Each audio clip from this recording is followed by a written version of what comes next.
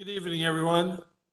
It is 7:10, July 14th, Finance and Revenue Committee meeting. Bernie Flynn Chair, Mr. William Scott, and Mr. Nick Allen. Department heads Barbara Lianti, Finance Director, and Borough Manager, Mr. Michael A. Perone. Welcome to the most stimulating hour in borough business. The room just emptied out. They all went to the choo-choo train meeting. I guess we're not talking about money. Ready, Mr. Scott? All right, number 2, comments, suggestions, petitions by residents in attendance regarding items not on the agenda. Darrell? Darrell's good. We can move on. All right. Number 4, discuss placing orders for the 2022 leased vehicles. Number 3, okay. I checked that off already. Consider the proposal for PFM to determine the range of value for the sanitary system at no cost to the borough. About 2 years ago, we paid to have a wastewater evaluation. It was very in-depth, and a lot of recommendations were made there. And now PFM has agreed, if we say so, to do a no-cost proposal to see what our plants are worth. Mr. Perone, you want to handle this? Well, it's not just to see what our plants are worth. It's an evaluation of the entire system, see evaluate the condition of the system and then the cost if it was to go on the open market or leased or what have you. This is without spending a lot of borough taxpayers' money. This thing's been kicked around for so many years. There's been talk about 10 million, 50 million, and nobody really knows the number because we've never had professionals who've done this before actually do a study for us. I would suggest that it's not a bad idea. It doesn't cost the borough a nickel, except maybe some staff time. And this process can go on as long as council wants it to go on. You can pull the plug anytime you want. In addition to this, there's another item on the agendas. Well, we did that last night, I guess, to have a study also done on the tap fees that Sean introduced last night. And that's another piece of the pie that we're missing. So without all this other additional information, we don't know. Sean, 2 Seans, about a week or so ago, we met with the engineer who does a lot of the consulting work for the borough for our sewer plants. And he put together a 5-year capital plan that would be very helpful for you to see also. It was like 6.7 million over the next 5 years. I think it's on the slide. For the number that, that's the kind of dollars we need to start spending. And that doesn't include anything in the street, lining of pipes and so forth and so on. So that's the ask to move forward with a study, see where it goes, and hopefully it will give council better information. So you can either say, listen, there's an opportunity to sell, lease, rent our sewer system. Just forget about it. We're going to keep the asset and we're going to take care of it and invest the money into it that it needs. Because we can't continue to do what we're doing. Having Sean and Mike Finley come in here every other month saying, hey, listen, something broke, and it's their stuff is expensive. So it's not like it's not $1,000. It's $50,000. So that's if we're going to keep it, we need to figure out what it's going to cost us to really keep it and maintain it. My main question is, sounds like we already have an engineer that is doing this. Is that correct? That is checking on the state. They're not giving a dollar amount, obviously, but they're looking at the state of disrepair. Yeah. So would this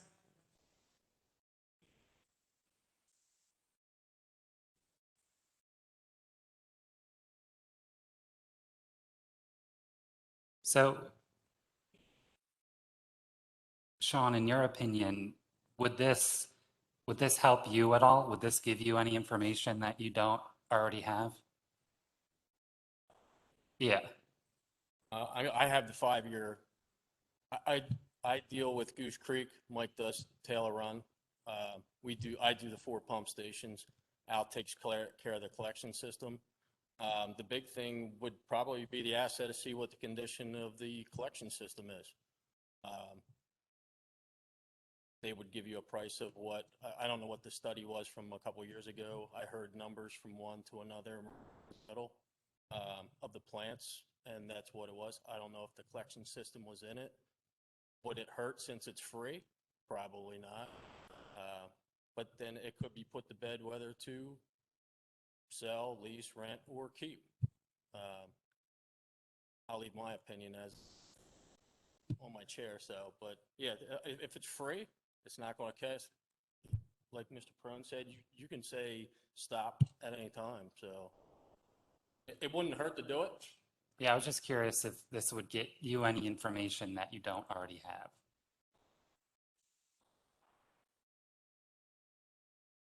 All right. I mean, at the outset, I really want to say no, even though it's free. But if we learn something that could help us with preventative maintenance in the future, I think it's worth doing in that case. But what I struggle with is I'm not sure of a dollar amount we could get that in my mind would make this a good idea to sell it to begin with. And I guess this is a conversation we'll have more down the road than tonight. So, I mean, if there's a chance we can learn something that's going to help us maintain it in the future, sure, let's do it. That's fine.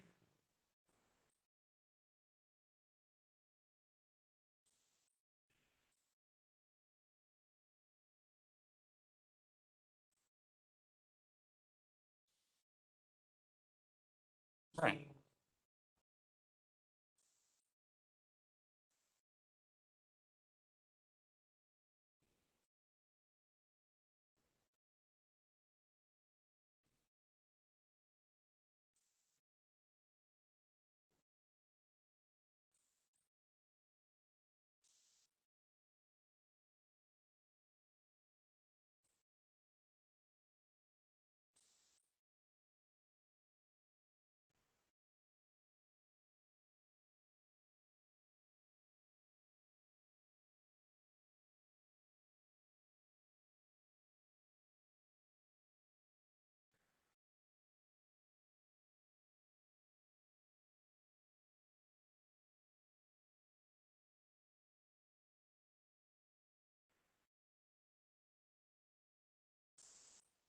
Right.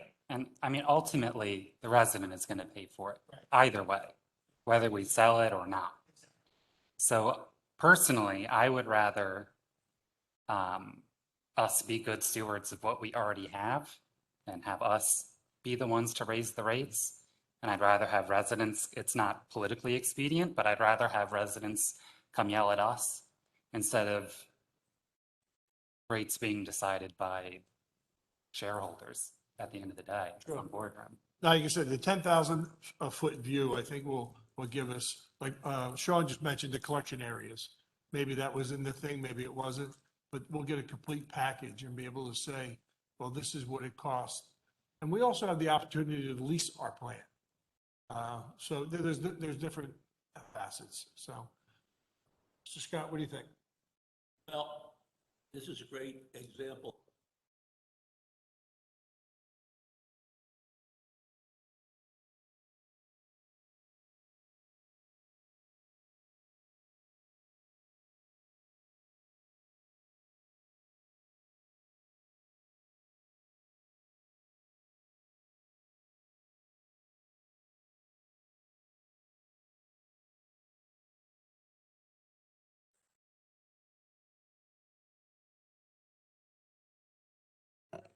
Now on to number 4, discuss placing orders for the 2022 leased vehicles. A little recap, 2018, 2019, we had exhausting meetings with Enterprise Leasing to try to figure out what are a good plan that would fit for the borough. Council agreed that it's a good fit to move forward. The administration has talked to the police department. They're on board at this particular time. And if you paid attention to the earlier meeting, the fire department's actually realizing preventive maintenance not being done on the fire trucks. And if they were leasing the fire trucks, they would have them maintained under the program, which is a excellent way that, maintain your property. So, Mr. Peron, you want to talk on this? Yeah, as Mr. Flynn has said, we met with Enterprise over the past few months, engaged the police department to make sure they're comfortable with the vehicles that they can get, the costs that we can get. So the bottom line is, I guess it was 2 weeks ago, we were talking budget stuff with the chief of police. They needed a bare minimum 2021, and we put it off till 2022, 2 patrol vehicles at a cost of about $115,000 for 2 cars and then $15,000 each for upfit. So there's no way in the world we can continue to do that here because you got to replace your police cars on a pretty routine basis because they don't get a lot of miles on them for say, but they get a lot of engine miles because they're running, around the borough nonstop. So I sent you all a memo earlier today, that Enterprise helped put together. It was to give you, the whole synopsis of our fleet, potential cost savings, and putting us into 14 new vehicles next year that will affect our budget by about $68,000, which get 14 vehicles for $68,000 is a heck of a deal. The thing that's not totally understood by this program, and the police, they have finally got it in their head. It's not so much the upfront cost, the monthly fees that you pay. There's maintenance fees rolled into here also. So our cars don't need to be in our shop all the time. We can share those services. And then the resale of the vehicles or the release of those vehicles back to the open market. Enterprise takes care of all that, but we get the money. They get, it's like a 1.5% fee. That's how they make their money. Because when I first looked at this thing a couple of years ago, it was like, it's too good to be true. They're still making some money, getting a lot of savings. So the ask right now is, if you know anything about the car market, if you go to the shopping, there are no vehicles to be had. So in order for us to procure cars in 2022, we have to order some vehicles by the end of the month. Don't need to pay anything until the following year. So what I'm asking council for is to allow us to place the order to almost, I know I've never done this before, but kind of pre-authorize something to be put to the budget. These 14 vehicles, it's at about $70,000. Then the other ask is another vehicle that we'd like to lease. We have a this is a 3/4 ton pickup. There's actually a 1 ton dump truck that run about $90,000. That's dead. Public Works needs a new one, and we'd like to purchase that, or not purchase, get it ordered.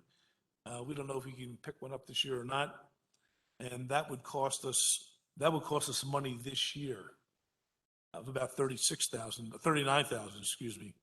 But Barb and I are not sure we can find that money in this year's budget to even move forward, but could. And if we're successful finding the money, then we'd like to lease a 550 dump truck for Public Works.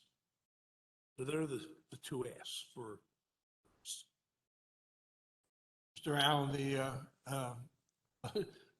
we sweated over the leasing thing for quite a few years, and finally the police have said, "Oh, it does work." So are you on board at this particular time for the leased vehicles? So just for the record, since I wasn't on council when so many of these conversations and all this hard work took place, it was a little bit ago now, but I met with former President Diane LeBold about this for quite a long time. Spent a lot of time looking at the documents that we got from Enterprise when this came up. Geez, I don't even know when that was, but I wasn't convinced then, and I did not vote for it then.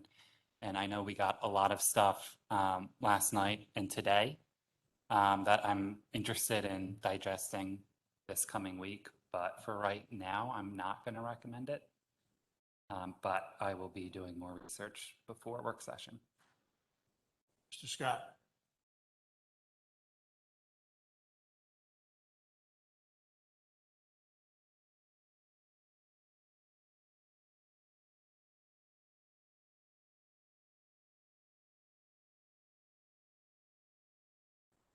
We-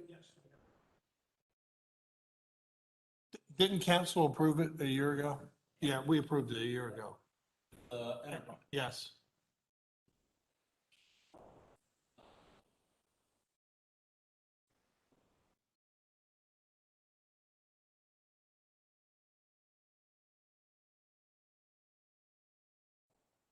I can't place an order to buy vehicles in 2022 without any money. I'm asking the approval to order vehicles and these vehicles, dollar value to lease them in 2022. You kind of pre-authorize them, so I want to make sure that's in the budget for next year. We don't have an approved budget for next year.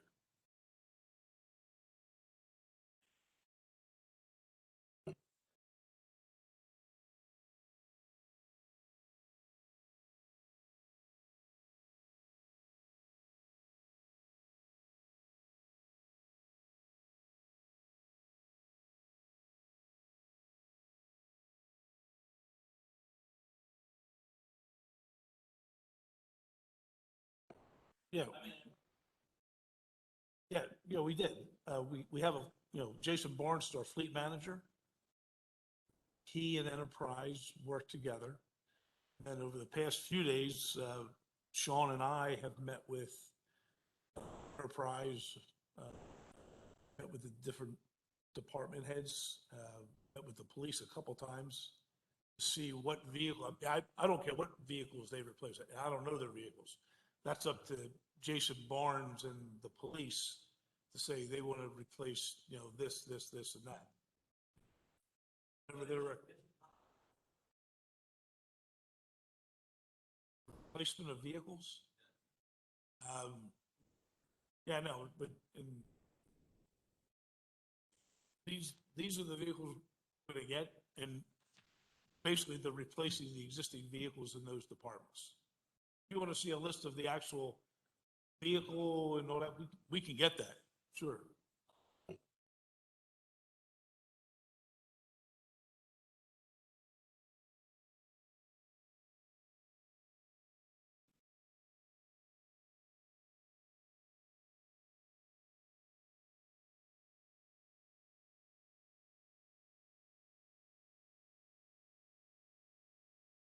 Yeah, fire trucks are totally different. We don't lease fire trucks, and you can't lease fire trucks.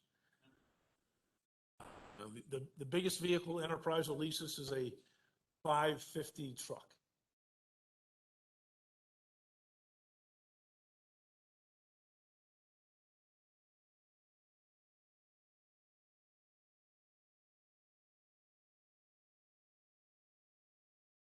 The council used to get a list of vehicles from each department that they wanted to buy. Okay? Sean and I have been talking about that. And there's a lot of inefficiencies in doing it that way.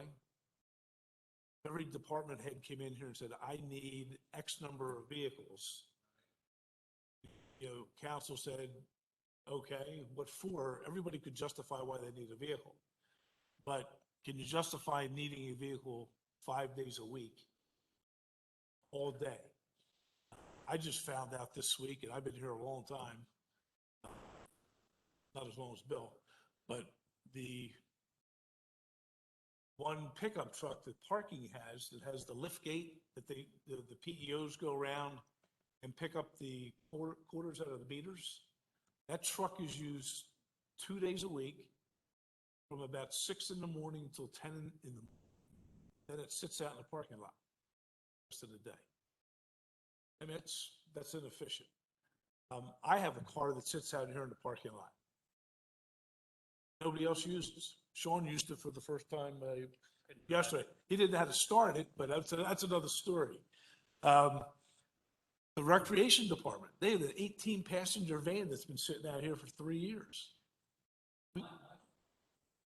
Well, no, it does, because what we're looking to do is to create a vehicle pool as opposed to each department getting cars. No, I don't think you need to. Because it's a administrative function that I'm in charge of controlling the operations of the day-to-day operations of the borough.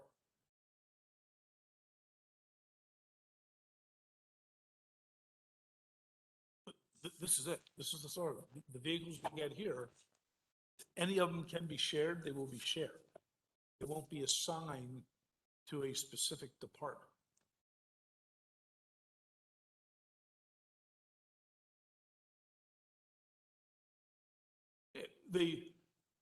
We haven't decided. It'll either be an administration or public works. Probably public works, because the fleet manager works in public works, and that's where the garage is and what have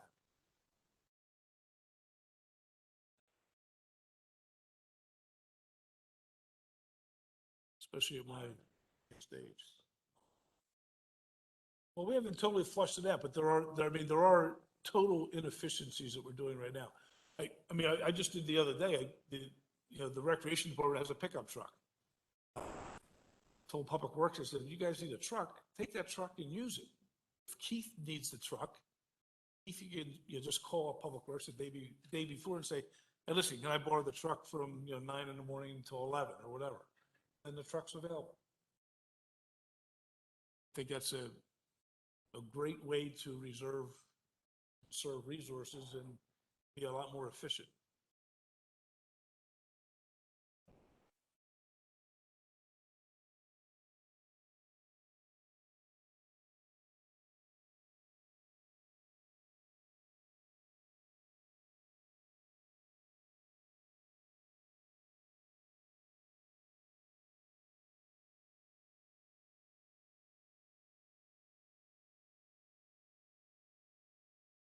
Will Enterprise help us?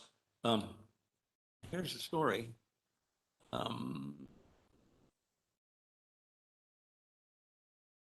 So consider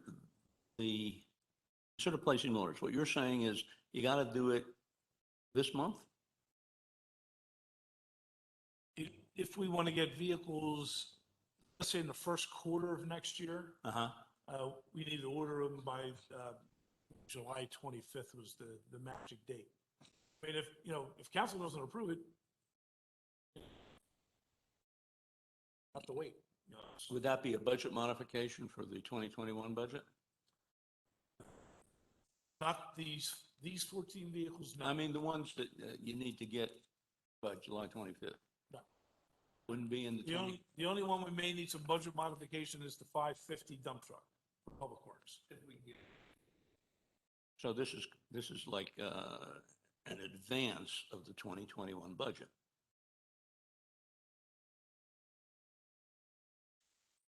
Yeah, that's what I mean to say. You're right. An advance authorization. It contemplates that it's going to be in the budget. It's going to be rented from Enterprise, and it's going to be in a specific, going to be more specific than that. And where are you going to get the money from? Oh, I'm sorry, I'm talking 2022. Yeah, but where are you going to get the money from if you have to shell it out January?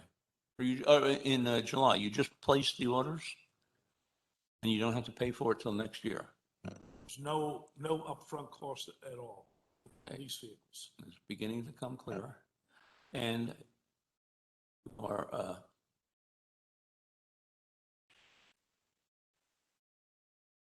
And do we have a list of the specific ones you need to roll out by January 25th? I mean, shouldn't we be in a position just to approve? Okay. But you're asking us to approve the whole shebang now. What he's asking us to do is to approve, pre-approve the ordering of it. It takes 10 months, 11 months for us to get the vehicles. So they have to place an order with the manufacturer and for us to get the car that the police department, Public Works needs. I get that, but why is it not that we only have to deal with the July 25th batch? So that's probably when Enterprise has to place their order with the manufacturer so they can get in line for manufacturing the vehicles. Okay, well, I think it should go to, He wants to know why why is the 25th the drop dead time? no, the no, no, vehicles? no, I understand why that is. I understand why that is. Thanks, Bernie, but what I don't understand is why we have to, on this list, how many vehicles are listed now? 14. 14? Oh, yeah, there they are. I can't see that. But it's on my computer. Thank you very much. The 14, why do we have to decide on all 14 now? Why can't we just approve those for the 25th? It's because we have to go into an agreement with Enterprise? No, you can approve 1, 2, however many you want. That's up to you. Uh-huh. You would like us to approve all of them? Yes, I mean, as part of this whole leasing process, you need to read this 2-page synopsis. Right. Benefits of turning over our fleet over a 4, 5, 6-year period is that we'll continually be in safer vehicles, vehicles that are more energy efficient, and then eventually, probably within the next few years, electric vehicles. So we'll cut gasoline out permanently. It'll way reduce our maintenance costs. What we've been doing over the years hasn't worked by getting 2 or 3 vehicles a year. All the other vehicles get older and older and older, and that was one of the reasons why we wanted into this leasing program, is to look at the entire fleet. One, as opposed to the police department, you could have a car this year, the building department, you could have a car, parking, you could have a car, and you split the baby. You really didn't look at, the overall needs of the entire borough fleet. This, to be honest, 10 years ago, that's why you hired a fleet manager. There's the fleet. It used to be Alex Kelleher, volunteer fireman. Now it's Jason Barnes. Yep. Okay. Well, I mean, I'm supportive of getting the ball rolling and starting with the 3 that you need to put in order for this month. But I think we should put off thinking about the rest of it, maybe only for another month, but they can't be split that way.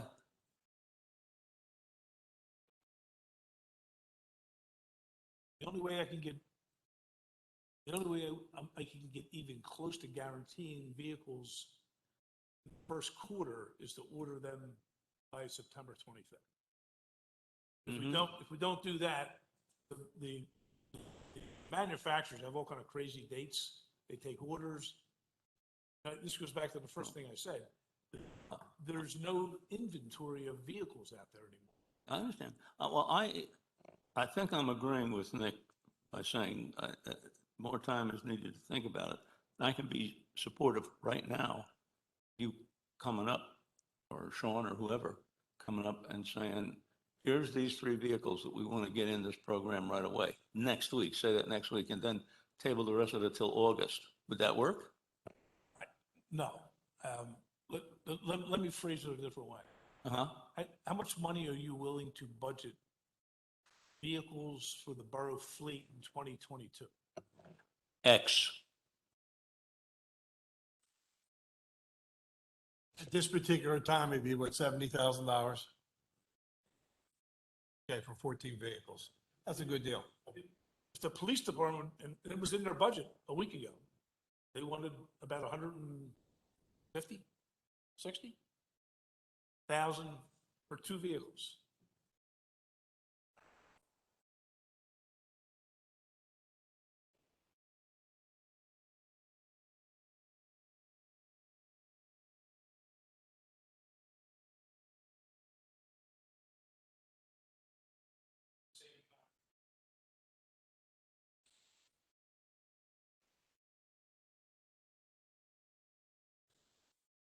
I mean, we definitely are, but I just think it's a little disingenuous to say we're getting 14 cars for 65K. 'Cause that's not what's happening. Yeah, and then the next year we'll pay it again, and then isn't that how leasing works? It's per year? Yeah, you're going to pay as you go, but when the lease is up, like if you were as a homeowner, you went and returned a car, you're not going to get money for that car. We are, because the enterprise is going to sell it on the open market. So like right now, if they took one of our pickup trucks, that's say 3, 4 years old, they can turn around tomorrow and sell that on the market and probably make more money than the actual vehicle cost when we originally bought it. I get that. I think that's the the- reason I'm most skeptical and have been skeptical about this, and not to just relive an argument or discussion, I should call it, that we had before, but we'd end up owning the cars while they're depreciating the fastest, is also, and leasing the cars while they're depreciating the fastest. So, okay, so, but still, I'm still not super convinced by it. Like I said, I'll look more at what we got yesterday and today, the next week. I don't want to take him with.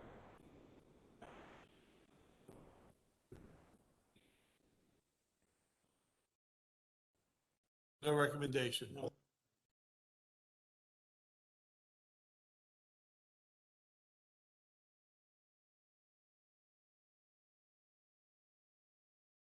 We signed an agreement with with Enterprise 2 years ago, or a year ago, to do this type of operation. Council did it.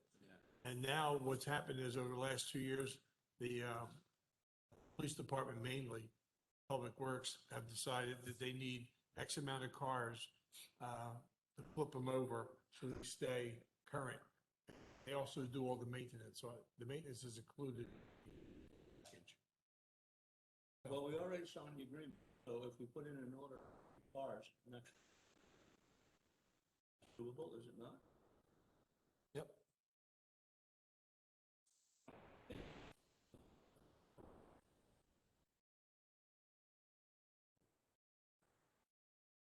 I would give, We're gonna get up and say, Sean is, or somebody, here's the 3 cars that we need by the end of July. Getting them through the enterprise system.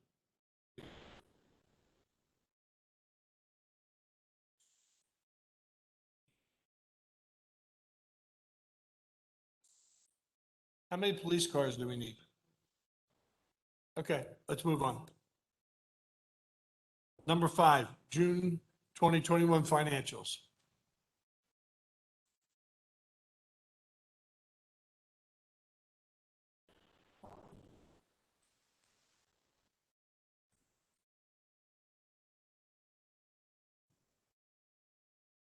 At the Treasury report for the month of June, we began the month with 18,127,555 in cash, brought in 2,798,119 in receipts. We expended or transferred out 2,121,993. We ended the month with a cash balance of 18,796,381.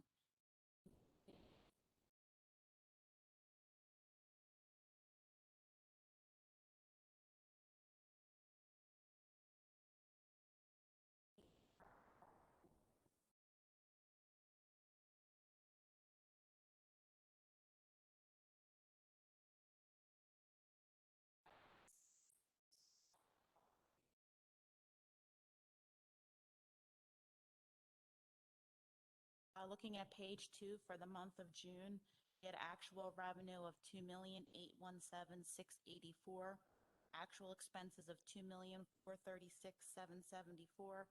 We ended the month with a net income of $310. Go to page 3. Looking at the year-to-date, June 30th, 2021, actual revenues were $18,588,11. This is offset by actual expense of $13,209,919. We ended the date with a net income of $5,235,392. Looking at this actual revenue number of $18 million, please keep in mind that this does include the $1 million that we received in American. This is federal funding that was provided by the federal government in 2 tranches. Received in 20. It's for the purpose of providing relief to state and local governments for the response to the COVID. Funds need to be used by 2024, and currently the administration team is on a plan of action for what we can use these funds for. Some of the things that you can use funds for, you can use it for revenue that was lost during the pandemic that were cut, as well as infrastructure, which can include roads, modernizing cybersecurity, and sewer, police and fire services, and stormwater.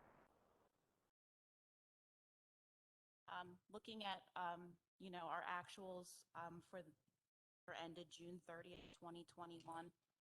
I'd like us to keep in mind that the budget is a living document. Expense appropriations that we allocated to different line items were based on revenues that we thought would become. If revenues are not meeting budget, we cannot simply continue to spend what we do. Looking at June 30th, we're seeing some revenue line not meeting budget. This has been discussed in previous months, and it is still continuing. Right now, we have revenues that are not meeting budget by almost $1.1 million. That's in violation of ordinances, sewer, and sewer is trailing budget by almost $707,000, and parking by about $200,000. While it is our hope that, when the university comes back in early fall, that the revenues will, we don't know. So we need to make sure that we're closely monitoring these things, making sure that, things that we can collect and what we're done. And then we need to look at expenses. Do we need back? Are we keeping transfers being made? Looking at the expense side, June 30th, are projecting that police overtime were spent by $40,000. Again, going back to the enterprise discussion, equipment repairs. Year to date, we've spent $74,000. The budget is only $25,000. That is more than 10% overspent at this point in time. That only leaves about $8,500 per month until the end of the year for repairs. Can that be sustained? That's another question that we closely monitor. Questions? Mr. Allen? Yeah, so the federal funds that we received, just in terms of figuring out what we can use them for, the first installment was $1 million? 9,000. Okay. And the second one next year will be? It will be around $1 million. We were allocated about $2 million. So. Okay, sure. So, and it has to be used on? It has to be used by 2024. Okay. And you can use that to replace lost revenue? Is that? Well, there's a calculation. You can't just say, we lost $1 million in the whole calculation that has to be performed. It's based on the prior year of 2019. There's a growth rate that is factored in there, and then there's exponents, and it's based over a period of time. And the calculation also actually has to be performed. So there is a calculation involved in that. So just painting with a Be- very before broad, you- Before you get on the trail, Nick, which is okay, the money cannot be just dumped into our general fund to boost up revenues. It has to go back and be tied generally to COVID-19. so we could, for example, though, part of the math that's going to happen is we're going to look at, I would imagine, our 2019 parking revenue. It would go through this formula and it would project a little bit of growth. And you look at the difference. And then that's the amount of money we could take from that $1 million and fill that into what we missed from parking. Is that the idea?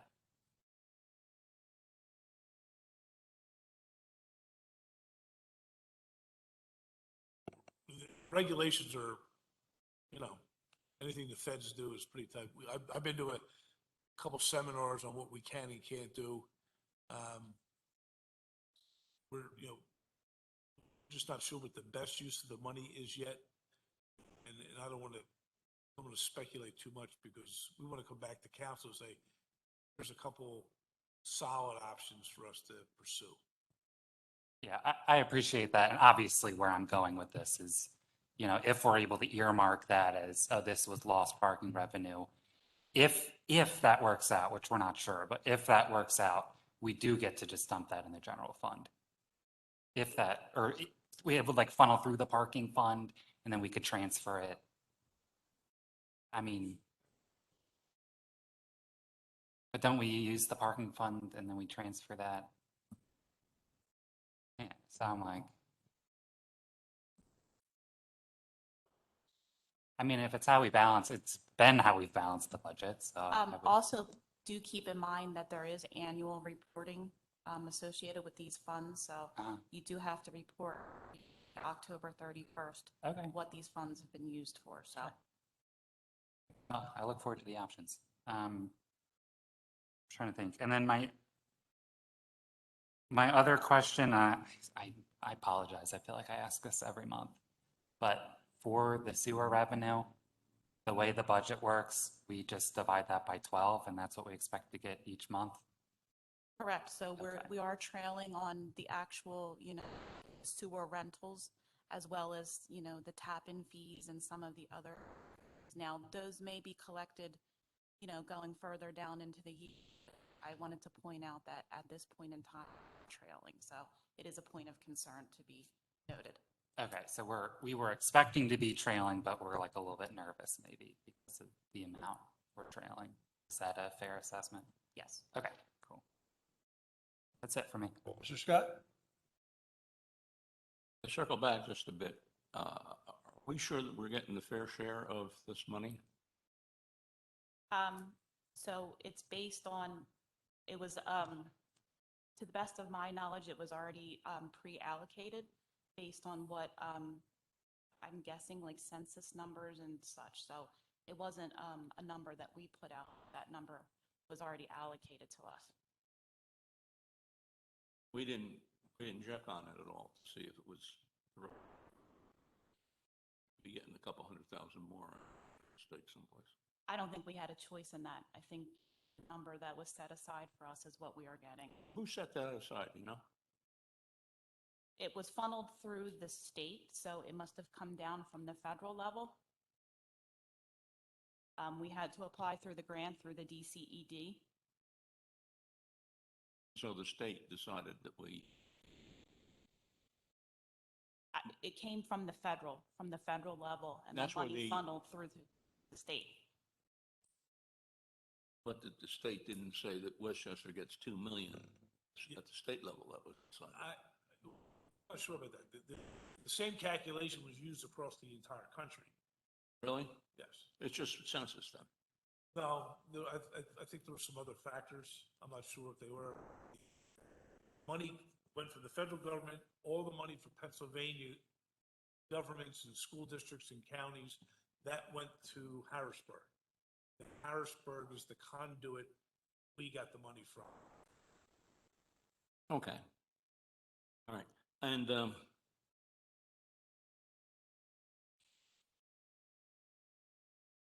have you Is there anything that you haven't written a check for that we wanted to, or we should have, or we budgeted for because funds didn't come in for it? Is there anything we're holding back on? At this point in time, Yeah. in relation to these funds, No, in relation to our overall budget.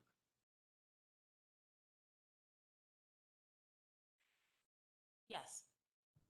And are we making the expenditures that we budgeted for? My point in the beginning is, yes, we have expenditures in the budget. However, those expenditures are based on what we think revenues we think are going to come in. So we need to have that correlation between what is coming in and what we're spending out. If we don't have the money coming in, we can't spend it, even though it's been quote unquote appropriated. I think that we need to monitor. Is there Because anything, if we already have revenues that are trailing now, we need to make sure that we're saying, okay, the sewer fund's trailing $700,000. What can we do to potentially look at that loss in revenue? That's the point of what I I mentioned. understand that, but to put flesh on the bones, are there any expenditures that were budgeted that you haven't? Not at this time, no. So I'm just putting it out there that, revenues are not coming in that we need to monitor. but we haven't been squeezed. Well, we will come the end of the year. I think Barb's trying to dance around the question a little bit. We have what did we borrow, 2.5 million? Correct. That has to be paid in December. We also have an MMO payment that's due in December. That's our pension money. Pension funds have to be paid. So, bottom line is, if we keep on trailing, there's no additional revenue coming in. We're going to be trying to find ways to, come up with millions of dollars in December. I understand, and that's scary. Okay.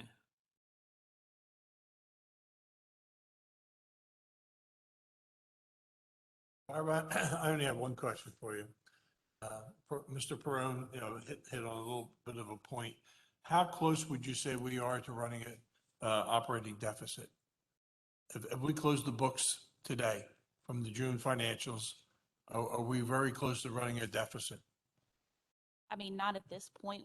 We're still showing a net income, but again, we've got things that are spaced out within 6 months that are coming. That's the concern that just wanted to raise. That overall money we had in the bank is about 5 million? I'm sorry? The money that's actually in the checking account? roughly Correct, about $5 $5 million. million. Because the majority of that 18 million on the treasury reports from the capital operating. Right, so, knowing that in December, we have 2 bills coming in roughly of $2 million, so 4 million, okay, so we're pretty close to running a deficit because we only have $1 million, and going into 2022, we'd be in a pickle again with, tax anticipation moving in next year without being able to carry over, correct? Thank you. But we gave $6,000 to a train. Now, it baffles my mind why we do stuff like that.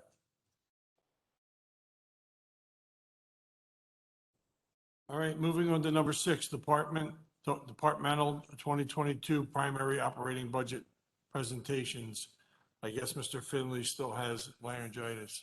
He's out sick today. He took an actual sick day, so he must be sick. There you go. He'll be here Tuesday if you have any questions.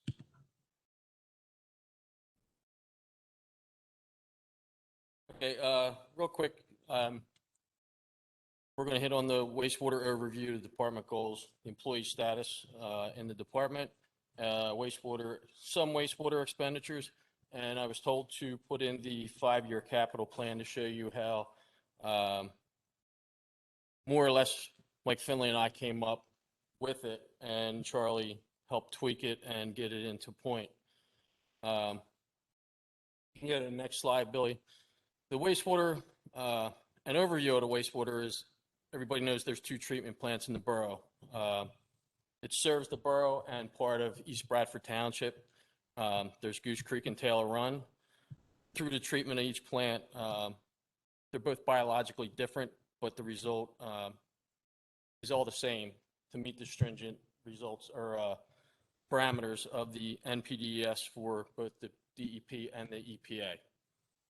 Goose Creek is a tributary of the Chester Creek. Taylor Run's a tributary of the Brandywine. Both are classified as recreational waters, so we have a more stringent mandates to it, which we have to control and have it very clean to go in. Fishing, tubing, swimming, even making water farther down the line. Goose Creek handles virtually all industrial, basically Saltermer, and commercial flow throughout the large residential contribution. I'm sorry, there is a large contribution from the university. With it out, obviously see not only our flows down, the revenues down from it, which hurts us. Hopefully, since they're coming back in August, that would be a plus for us. Hydraulically, we're designed to flow 1.8 million gallons a day. Our discharge limits are based on 1.6 million a day through the DEP. This year so far, our average is 860,000 gallons a day.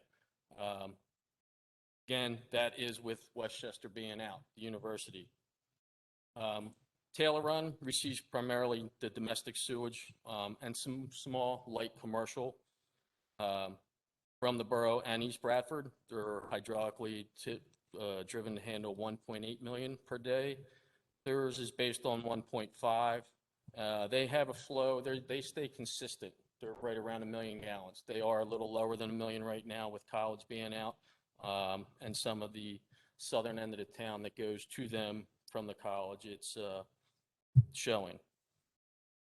The department is responsible for the operations of 4 pump stations throughout the borough. Everhart Park, College Avenue, Worthington Street, and New Street at the college. Each station has 2 pumps, a backup pump. 3 of the 4 now have permanent generators. The last one has a towable generator, which we keep at the plant, but we're looking to see whether it's feasible to put one in because they are actually on the hospital line. So the power goes out, hospital notifies, they're right back up in very short time. So that's one thing we try to keep an eye on with that station.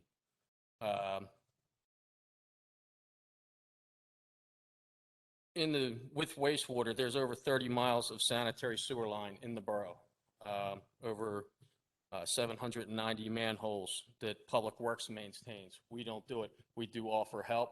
We have vacuum trailers, pumps, plugs, anything that when one of the supervisors calls us, we do send equipment, manpower, vehicles out to assist with anything they need.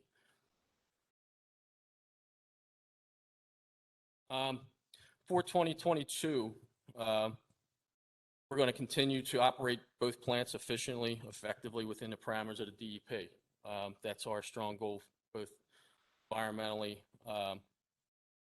for the game, the people, everything else to just keep it well within permit levels. Excuse me. We're going to complete installation and startup of Taylor Run's tertiary filter system by November 2022. That was brought up last night in the Public Works Committee meeting. That is mandated by PA DEP that it has to be up and running. Our goal is to, the bid will be awarded hopefully next Tuesday night, Wednesday night. They're going to start purchasing this year. They're installing next year, have it up and running by July, and all the kinks run out by October with a month to spare.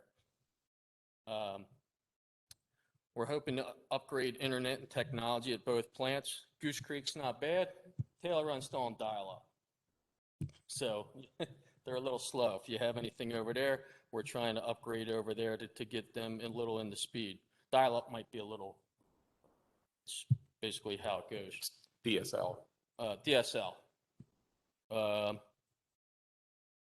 We're going to start, we do quarterly training. We're going to try to go to monthly training for safety, training sessions in the department, whether that be CPR, chlorine safety, trench safety, electrical, forklift training, stuff like that, which is included in our operators certification. They have to have certified education hours. We have to have 30 every 3 years. To keep our license, which is we require for certification through the DEP. So that's going to be more upgraded. We have 3 laborers right now. We are getting them certified through the DEP. That is a little bit of a task. The activated sludge, which Goose Creek is, when the first test first came out, it was a 93% fail rate. It's that stringent of the test and certification just to run that plant. So far, we've had 3 of our operators since then pass that test, and we have 1 more that's going to take it hopefully the end of the year, beginning of next year. Also, we would like to reinstitute a clarifier drive rebuild program. What we did in the past was we would have 1 drive unit for a clarifier taken out. They would drop another one in. It's a 1 or 2 day process. Now we have a spare, so we want to get the spare rebuilt. We can say, okay, instead of $60,000, it's only going to cost $30,000 because we have the parts. We take the new one out and they say it's only going to cost $5,000. So we're ahead of the game and we can flip-flop in and out and don't have to worry about pushing it off another year, pushing it off another 3 years or anything like that, and get back into the upkeep of just the clarifier drives themselves. The employee status, there's 16 full-time, non-union employees in the department. They operate the plants and pump stations 7 days a week, 365 days a year. We're there every day from 7:30 to 3:30 on weekdays, 7 to 3 on weekends. We have emergency call-outs. The power goes out, a blower stops, the chlorine leak, high flows, low flows. Somebody is going to get a phone call to say show up wherever the call is coming from. So somebody's always on call 24 hours a day. The operators and laborers, they're responsible for collecting samples. Each plant collects about 18,000 samples per year. They do data collection, recording, daily inspections of the plant, pump stations, process control changes, cleaning tanks, excuse me, basic maintenance and housekeeping. Day to day, there is a repetition. We do have different things. We do have, they help out the maintenance department with our preventive maintenance programs in the plant. I could have them in doing paperwork. It's all dependent on the weather, what's going on, anything like that, snow shoveling. The lab techs, we have 2 lab techs in the borough. Both of them each year have to be tested through the DEP, blind tested. They're responsible for overseeing the collection of the system of the samples. Both labs are accredited through the DEP, which is time staking. We have SOPs for each job, each person, each piece of equipment. The beginning, it took a lot. I'm the supervisor for our plant. Mike's the supervisor for Taylor Run.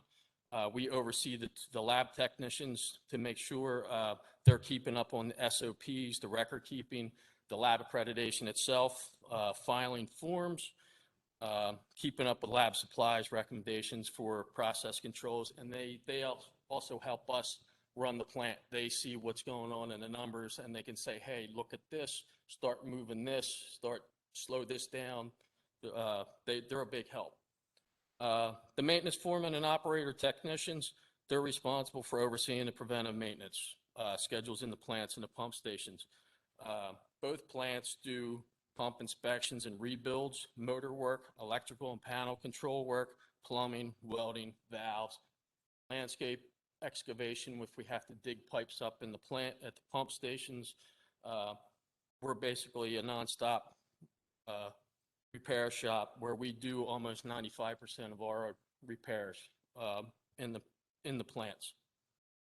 Superintendents, Mike and I are responsible for the entire plants and pump station process. We make sure that we're always in compliance. We do the personnel management, planning, maintenance, sampling the plant, industrial and outside lab work, budgets, invoice coding, lab operations, ordering chemicals, capital projects, coming to meetings, and being liaisons to the state and federal regulatory commissions. We, like I said, I'm in charge. I do the sampling for the industrial. I oversee the IPP program with Saltimer. We're looking into it with another project, basically 2 other projects to do industrial permits for. That could bring revenue into the borough over a 3 to 5 year period for one project. So that's something that we're looking into right now. The guys, storms come in, basically I tell them don't go away. We know a hurricane's coming. Sometimes we could be there at 12, 18 hours just because of the high flows. You see the streets. If the streets are flooded, the creek's flooded, we go to 4 million gallons a day in a half an hour. We'll open up tanks, we'll close tanks, we'll bypass pumps so stuff doesn't overflow. We're proud that over the last 3 years, we've had 2 SSOs, sanitary storm overflow, or sanitary sewer overflows, and they were caused by storms. Nothing we could do about it. The flow came up. So we had no mechanical or any issues like that through SSOs. I'm going to knock on wood on that one. As an examples of some wastewater expenditures, sludge hauling, you're in the last year of a 3-year contract at 7 cents a gallon. Earlier this year, you exercised your first of 2 1-year extensions to keep it at 7 cents a gallon. I am almost guaranteed that if you bid that out at the end of this year, you're going to go way over 7 cents a gallon for hauled sludge. With the way our sludge is being built, grew, however you want to say it, in our plant, we are actually down and running less sludge out of the plant because we're running more efficiently at Goose Creek and Taylor Run. Actually, we're looking to even lessen the amount that we're going out for probably next month and possibly August to even lower the cost for that, we hope. Some chemical rates over the last 5 years. Polymer, it's up 15%. It's an average of 3% a year, cost of living. That's the way it goes. Sulfur dioxide has not changed since 2014. We'll take it. Chlorine is the same as polymer. It was up 15%, 3% a year until this year. Now they're up another 20% due to shortage. I don't know what's causing it, but we're on a priority list to get it for treatment. But if we call today, they're saying it's 2 to 3 weeks. So we have to take precautions on when does it happen, when we're predicting it to go out, how much backup we have, and working with Univar, our supplier. Total line item expenditures in 2016, just the line item expenditures, excuse me, this does not include salary, budget, anything, or salary, benefits, anything like that. We were at $2,713,929. In 2021, our budget is $2,113,986, a 22% decrease. We are looking this year for 2022 to stay the same. We don't plan on having any increases. We could possibly even decrease a little bit, but we are trying to figure with the way 20 went, 19, we're still behind the gun with the way some of the effects are in the plant, that we don't want to drop too far and then next year have to say, oh, I need extra money because we're behind the gun. So what the worst case scenario is we're looking for is to slide 21's numbers to 22 and have a no increase for that. This is still early, but that's what we're hoping to look for. And then the last slide is our 5-year capital plan.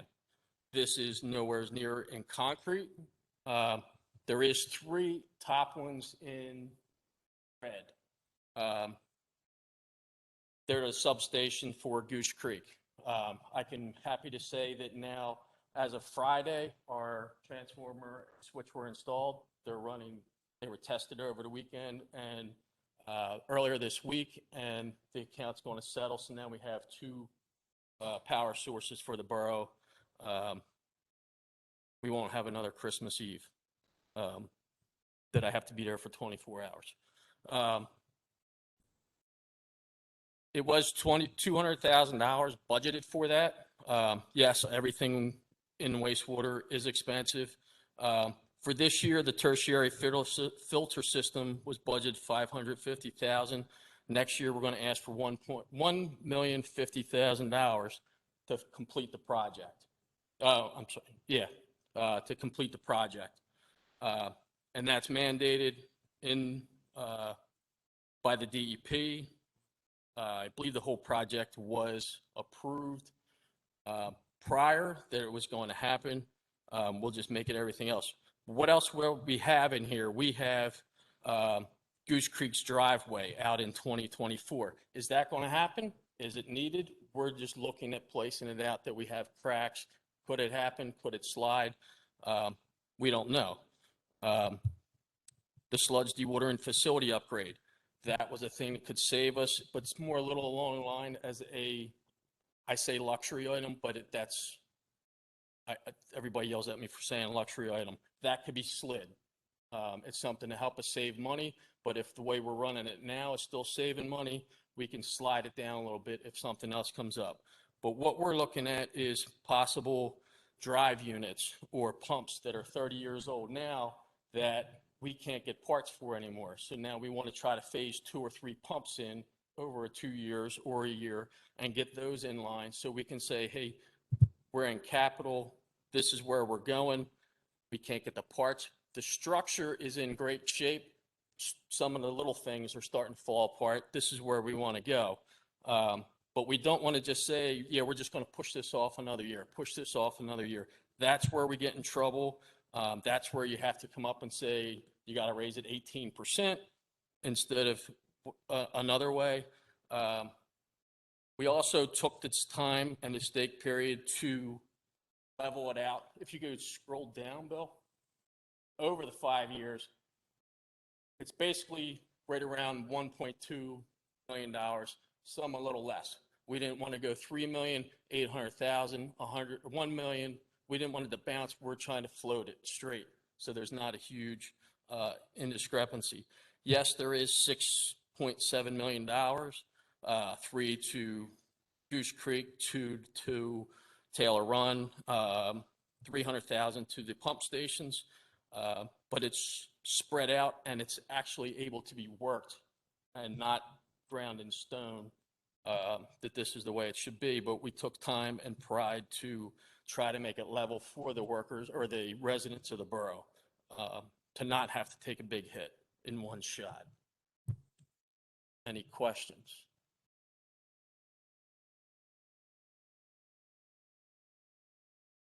Can be.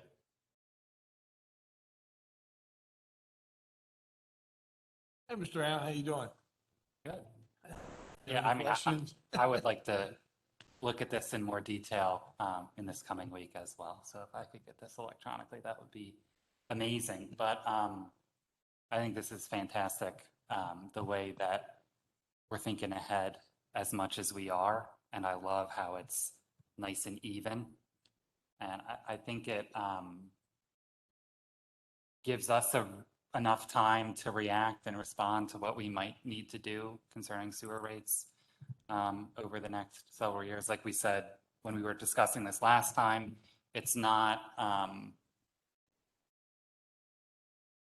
the sexiest thing to do, but if you just raise sewer rates a little bit every year and we have that in mind, like where we end up. And I think we'll have a, in your words, luxurious plant and we'll be in good shape. Mr. Scott? Thank you. Mr. Metrick, good evening. Good evening. Thank you. You got a little preview of a capital planning discussion tonight. We were just going to really focus on operating, but we sat down, discussed with staff about 3 weeks ago how we were going to think about and plan for capital budgeting and expenditures and the standards that we wanted all of those decisions to meet. And this was really the best collection of information that we saw put together in this first round, because we had an engineer look at all of these details, cost estimate these things, plan it out over 5 years. And a lot of thought went into scheduling these expenditures, not only to meet the needs of the wastewater treatment plant, but to smooth out the capital allocation every year. So it was really a good job, and we're going to use it to feed back to the other departments to say, hey, this is how we all want you to do it and talk about capital planning. So I appreciate that you appreciated it. And I really quickly wanted to publicly thank you again for the Christmas Eve and the Christmas work that you all did. It was a strange year for the holiday, as it was, waking up without my family. And then reading some of those text messages were, I think, a little bit stressful, but I really, really appreciate all that work. All right, thank you. The next one in line would be Mr. William Mann, IT.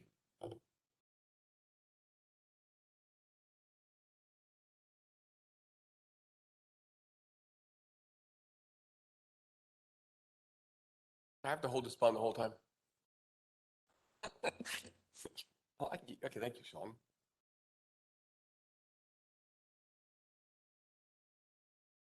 So basically, the mission of the IT department is to provide responsible service, maintenance, management, support, security, and divisioning of the technology services for the organization.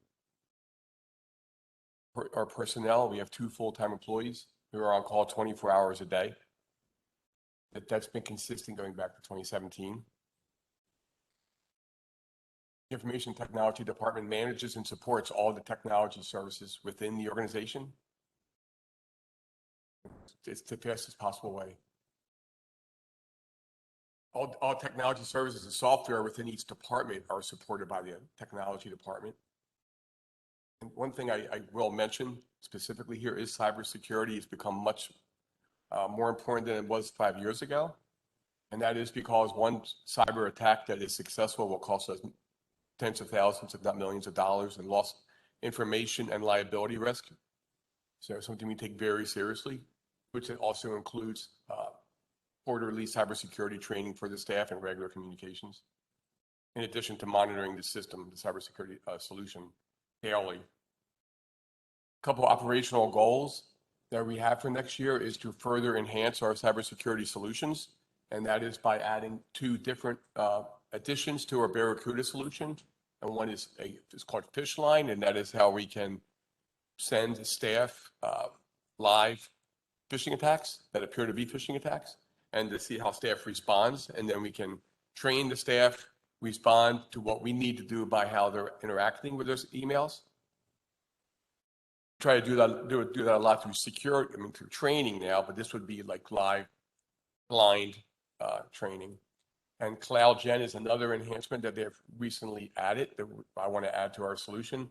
And right now, whenever there's a cyber attack, and this happens almost daily, Jeff or I have to get on our laptop and remediate and investigate.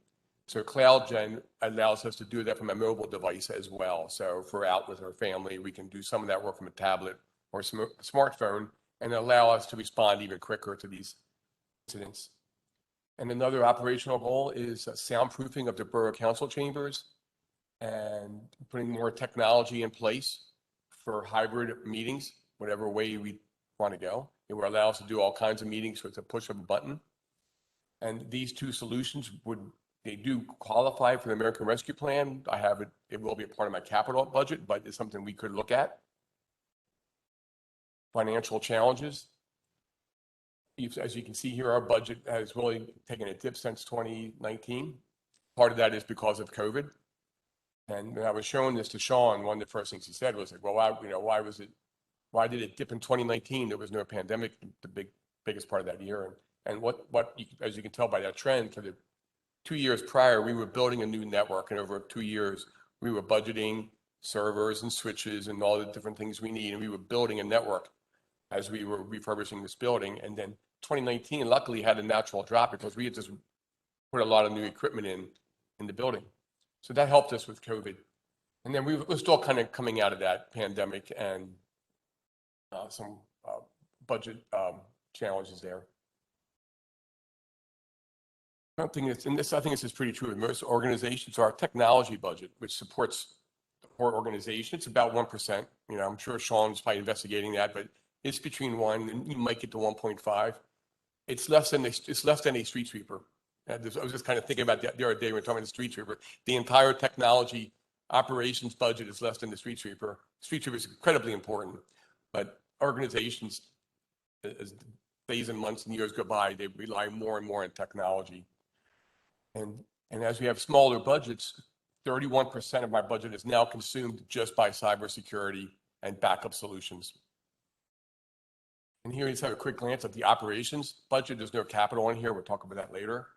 And that's at 191 right now. And you can there aren't really a whole lot of line items. They're kind of grouped pretty well there. Most of that is the day-to-day equipment, things that really don't meet, and they're not big capital parts. They're not servers and firewalls and things like that. So I don't have any questions about what you see there. It's pretty, there's not a whole lot of line items there. I don't want to read them to everybody. So there you go. Do I have another line item? No, that's it. Any questions about anything? Thanks, Bill. Mr. Allen, Mr. Scott? Just keep feeding the fish, Bill. Every day, every day. All right, Thank you. moving on to number C. This is probably one of the last pre-meetings that Mr. Perone's going to end. Well, you're winding down. You have 6 months to go now, and then we get a change in leadership here. So the administration aspect.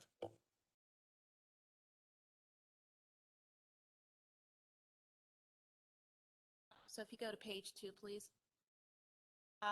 So the Borough Administration consists of the Borough Manager's Office and the Human Resources Department.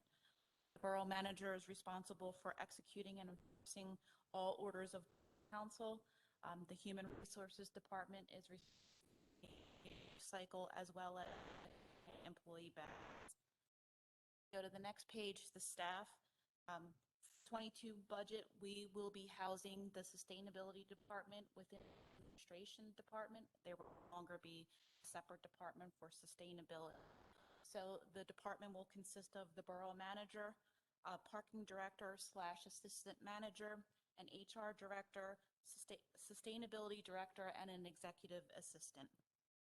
Go to the next page, please. Some revenue and expenditure assumptions that were made, projections.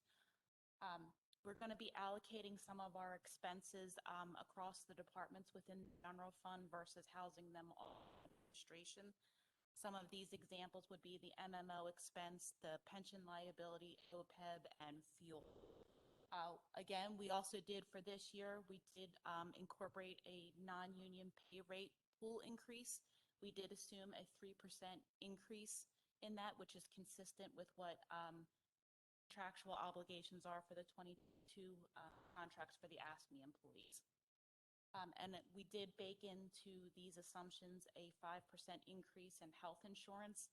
While we don't have the numbers yet, I felt it was important to put an increase in there that would be for what we would be expected to pay in 2022. I know this is small, but if you look, our projected revenues for 2022 are a little over $16.7 million. While this is a 6% increase, the big difference in 2022 versus 2021 have the state aid under the administration department, while last year we had that in the pension fund. The monies do come directly into the general fund and are transferred to the pension funds with 30 days for state aid. Going to the next page, looking at the expenses. Expenses are projected to be at a little bit over $4.6 million, which equates to about a 3% increase over 2021. Questions? Mr. Scott? Could you put up on the screen the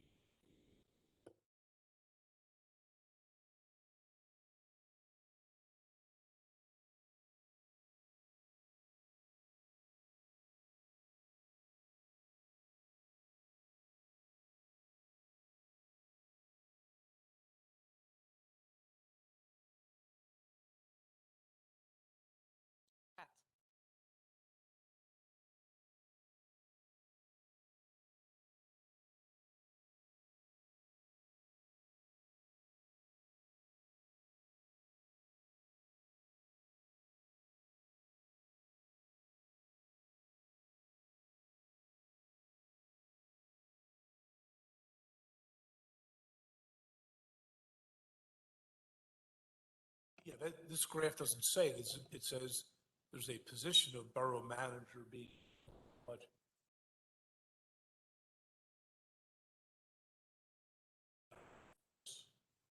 Wouldn't that be in 2022? You resign last day of the year?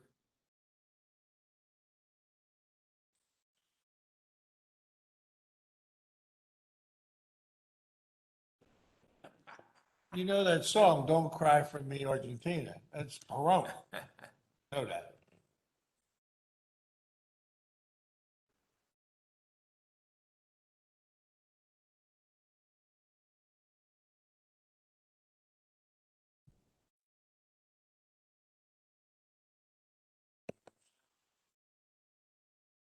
Why don't we hold off all those kind of discussions, maybe executive session?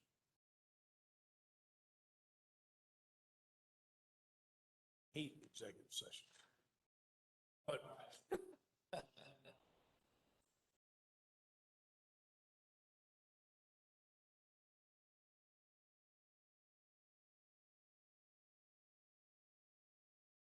admin, yeah, I mean, it's kind of sitting out there all by itself, and Will's been kind of homesick for a home. We're bringing him on in.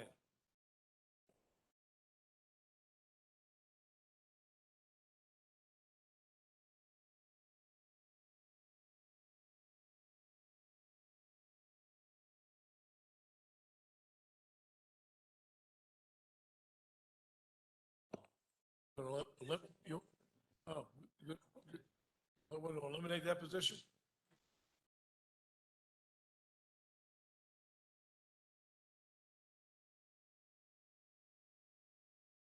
Yeah, and Sean will probably speak to it better than I can. One of the, remember last year when I set up the game plan here? One of the more important departments, besides police, but when it comes to money generation and complexities, the parking department. There's a lot of, parts, a lot of things that can go wrong, requires a lot of attention, expertise. So Sean and I, we've talked about it, a bit here and there. You need a parking director, okay? And I think it's a good idea to have a second in command. So that, my suggestion is, the salary is about the same. It's worked out pretty well this year. I think Sean would second that. Give somebody the opportunity to grow, 10, 15 years down the road. Believe me, parking is there's a lot of stuff going on there. There's other things I think that position could do besides just that one job. Especially because we have a pretty good manager, Hector, who does a lot of the day-to-day things out on the streets with the PEs.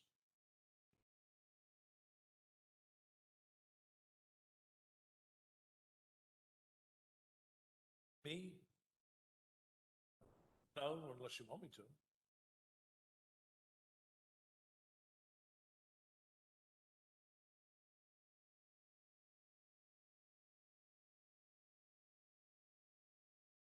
Yes. Well, I mean,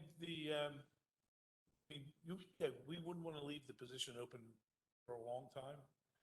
But if you wait a month or two, gives you an opportunity to save a couple bucks.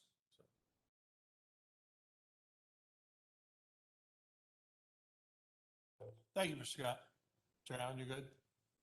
Okay. All right. Barb, I guess you're going to do all the talking. Finance one?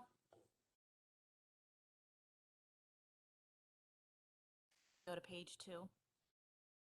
Finance Department has the responsibility of maintaining all of the borough's books and records.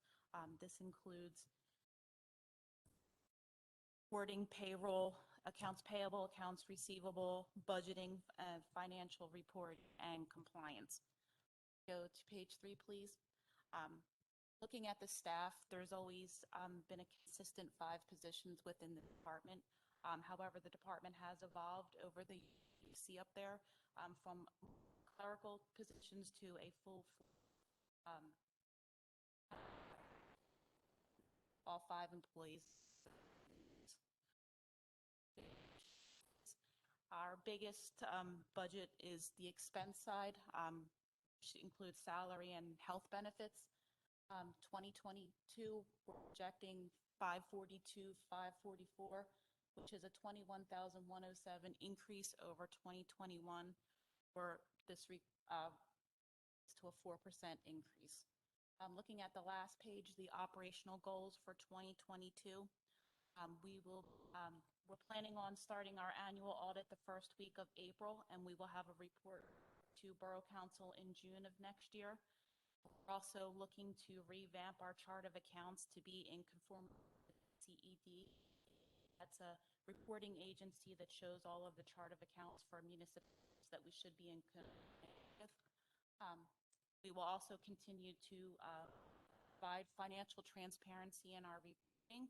And lastly, we are to build an program where it's online any of the services that the borough provides. We do already have that for parking and for stream protection, but we'd like to build that out for things that we take payments for. Questions? Allen. Mr. Scott?